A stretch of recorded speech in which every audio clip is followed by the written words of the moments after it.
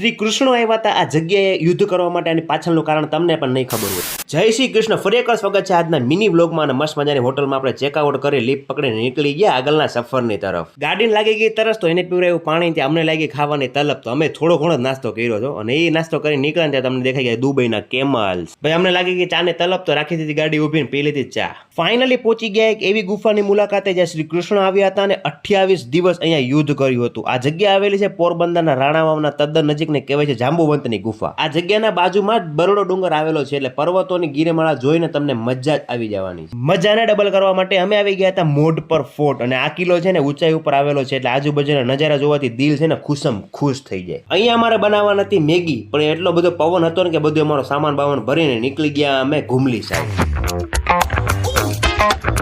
અને ભાઈ અહીંયા પહોંચીને અમને જોવા મળ્યા ભાઈ ખૂબસૂરત નજારા. અને આ નજારામાં ફાઇનલી અમે બનાવવાના છીએ અમારી મેગીની પ્રિપેરેશન ચાલુ થઈ ગઈ અને 2 મિનિટમાં અમારી મેગી તૈયાર પણ થઈ ગઈ. તો આવી જાઓ બધા મિત્રો મેગી ખાવા અને મસ્ત મજાનો પહાડનો વ્યૂ એન્જોય કરવા. ના આવતા હોય તો કાંઈ વાંધો નહીં, અમે ખાઈ લઈએ મેગી. અને આપણે આ ટ્રીપનો આ છેલ્લો મિની વ્લોગ હતો, તમને મજા આવી હશે. અને નેક્સ્ટ આપણે કેવા વ્લોગ બનાવવો છે ફટાફટ કમેન્ટ કરી દેજો.